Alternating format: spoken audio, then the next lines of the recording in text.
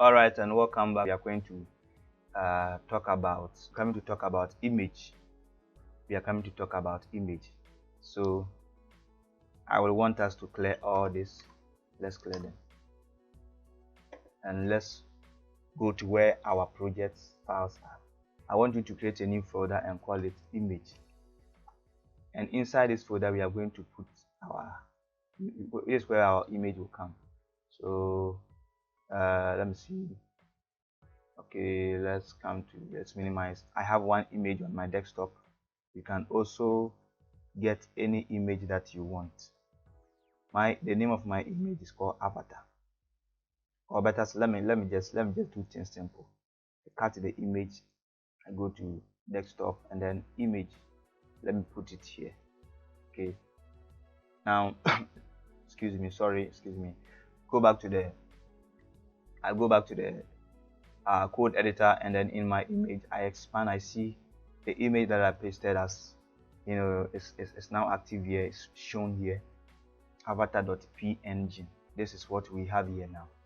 So first thing first, let's do not here. Let's do it from the index, right? At the index side, let's clear everything. If you have saved it, it's very good. Save all those codes that we've written. You will need it for your future references, so it's better to save it. So let's do this as well. The image tag, IMgen for short, and then the closing. We give it some attributes. Okay, we give it some attributes. Give some attributes to the image, and one of the attributes of the image tag is source. Source is where your image will come. The name of your image will be inside this particular place. So let's expand. Now look at this very carefully. You see our image is in the image folder. When we were referencing the about page from the index, when we are connecting them together, we just type the name like about and everything was working. Okay, but this time around we cannot just type the name of the image like avatar.png. When we do it this way, it's not going to work. Okay, let's try it and see. Once again, I close it. Index. I hope you are seeing the icon symbol there. This icon symbol meaning we have an image tag in the web document, but the reference to the image is not seen, it's not found. Like the image is not located properly. This can happen when the image failed to load, or two, the reference to the image is incorrect. So in our case, the reference was not correct. That is why we are having this kind of image symbol here. Okay, so you cannot reference something inside the folder this way. What we have to do is we need to tell the code editor that we want to come to the main root. So /. See, the // is telling the code the browser is telling the browser that come to the main side. If you open the website folder, this is the website folder. So it means you are here. Here's where we are. Each time you put /, that means we are here in the current working folder. Okay, we are now in the current working folder. So in the current working folder, there is a folder called image. So /image. You see, the autocomplete is there for us. Just click enter, press enter. Wow, it has already selected the image for us. So if we go to the image, we can locate the avatar.png. Click on it. Very good. You are done. Now let's refresh. Wow, the image has come, but very too big. Let me make things small, resize things so that you can see it. So this is the image. The image tag is for selecting image. Okay, that's what the image tag is for. And there's one thing that I would like to show here. We have the avatar.png, but there's no file like avatar22. Okay, there's no file like avatar22. So if I refresh, you will be sure that we are getting error, or the HTML will tell us that the image file that we linked does not exist. Okay, the image file that we linked does not exist. So in that case, you give us this thing. But this way of showing error or showing the failure of the image to load is not, it's not cool.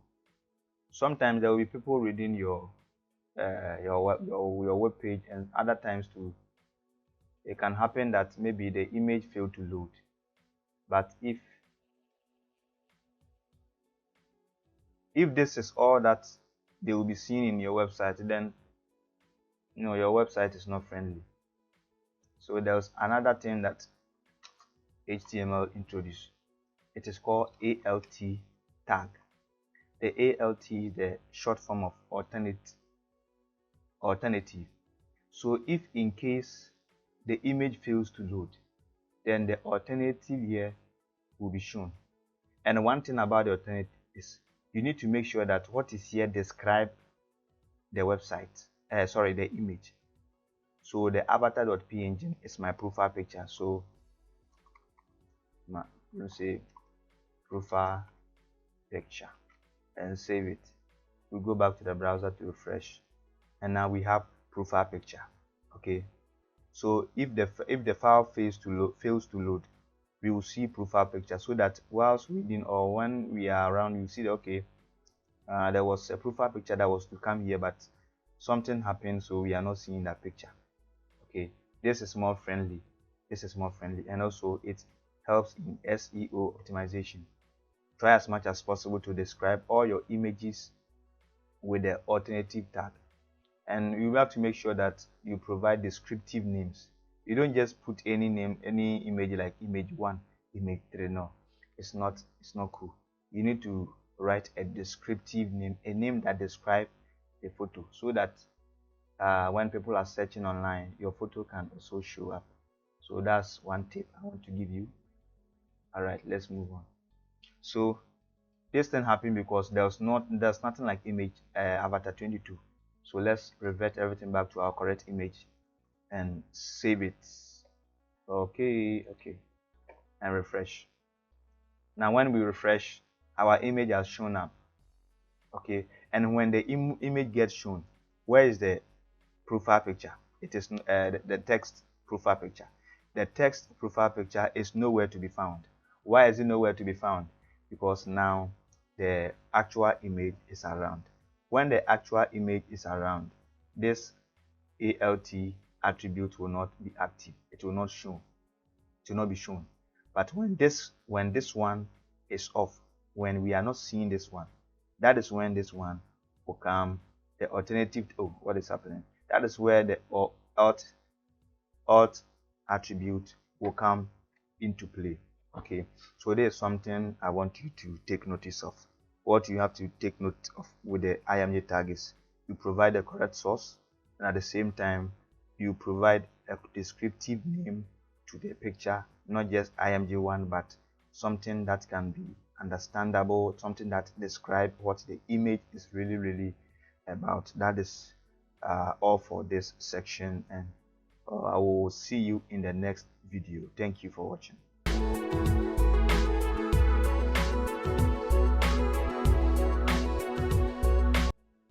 Hello and welcome back to this section of the course. Okay, so I'm going to introduce you to commenting in HTML. One of the powerful, or one of the advisable thing to do is, as a programmer, you need to always document your code. And aside that, you also, as you are writing, you need to make sure that you provide commenting for your code. When you are working, or when you get a chance to work in industries, in software development firms, tech firms, you are not the only one that is going to write the code. There are so many people, like 5, 10, sometimes 20 people working on a project. So part of the project will be given to you. And when they give you a part of the project to develop, your project must be easy to understand, because other developers will also read your code. Okay, so when you are developing the site, this one for instance, it makes sense to bring a comment here, right? To introduce a comment here that maybe image, my image, or profile image. Okay, but the way of declaring a comment in HTML goes like this: angle bracket, exclamation mark, then you introduce dash dash. Whatever you put here will not be read by the browser. Hello, whatever that comes in between the dashes will not be read. The browser will not see it. Okay, it will be unreadable. The browser cannot even see it. That's all about comments. So maybe let's say this is profile picture. Let's save it, and let's go back to the browser and refresh. We are not seeing any profile picture around. Okay, now let's see more examples. Let me come back, let me come to the bottom here with a P tag and say, how are you doing today? Oh, my today. Okay, today, how are you doing today? Let's go back to the browser to refresh. Now, as we can all see, the how are you doing today is here, right? We can all see how are you doing today. Now, if we comment the how are you doing today in the code editor, it is not going to be read by the browser. The browser will not see it. So angle brackets, exclamation mark, dash dash. Okay, and then at the end, at the far side, at the end of the P tag, you introduce the dash dash and then the closing angle brackets. Okay, let us save it and look at the result in action. Very good. Now where is the P? It is not there. Where is the how are you today? It's gone. Okay, so these are how you have to use comments. The best practices for using comment is each time you are working on a section of projects. As for this one is very small, just an image, but you can have so many lines of code, like 10,000 lines of code. You can also have 500 lines of code. Sometimes with all these lines of code, it becomes very difficult to read. Okay, so when you have commenting, like comments in your code, it makes it very easy for you and also for others to read your code, for them to navigate to some particular portion, to know that okay, this is the profile aspect, this is the part that displays product in that order. And also, if you have an element that you don't want it to be shown in the browser, or you don't want that element to let me say you don't want it to be shown, or you just want to place a comment, you use the comment tag, and whatever that comes in between these two dashes will not be read by the browser. All right, so that's all about commenting. I hope you enjoyed this lecture.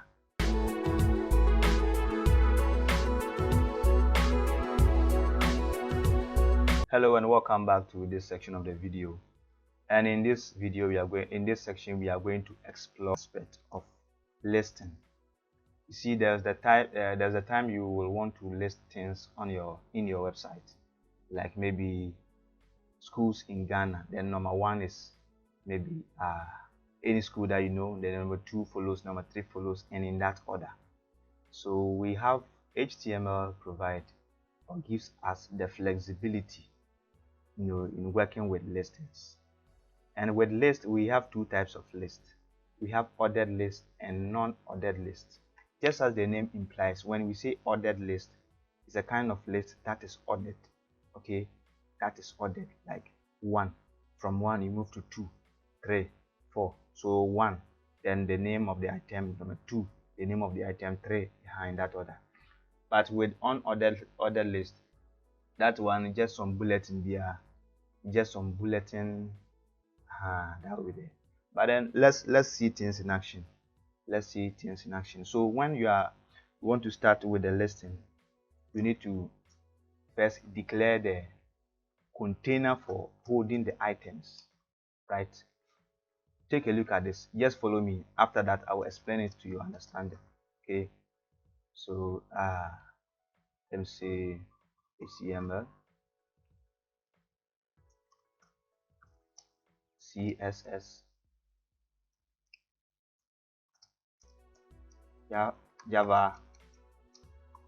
JavaScript.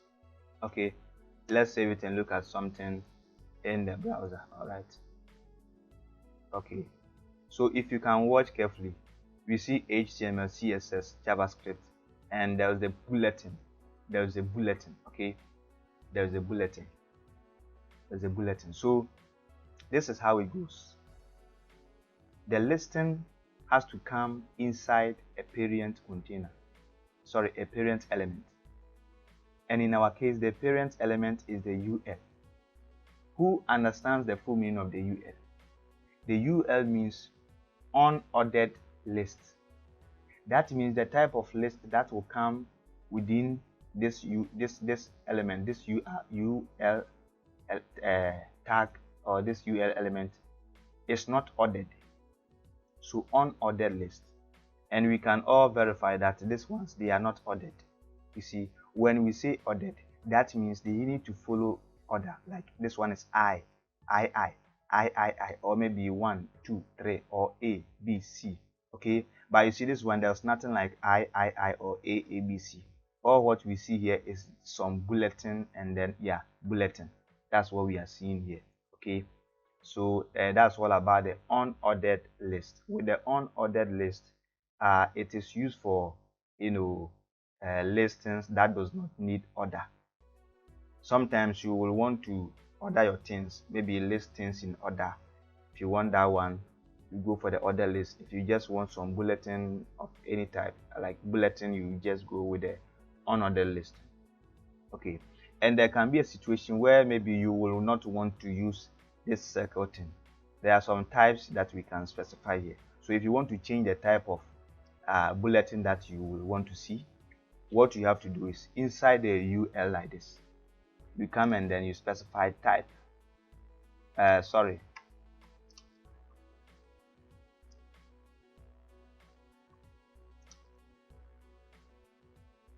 Yeah, so you specify the type. Okay, and the type that you want, let's say I want a square, so SQUARE. Then let's save it. When you save it, let me start everything over again. My machine was not behaving well for me. Okay, so we can all see from the screen that the type has changed to square. At first it was a circle, right? But now it has changed to a square. Okay. So we have so many other things. You can also say that the type you want it to be disk, ISC, disk, like this. And when we check it, oh, my bad, I think it's not part of it. All right, I quite forgot that, but there are numerous of them. You can search around to know the kind of type that you really want to use. But basically, for the listing, this is all that you will ever need of listing. And the truth of the matter is UL is mostly used everywhere as compared to the one that I'm coming to teach you. Okay, so I think it makes sense to do something small here, like unordered list. Let's change it to maybe H4. Yeah, not J4, serious, H4.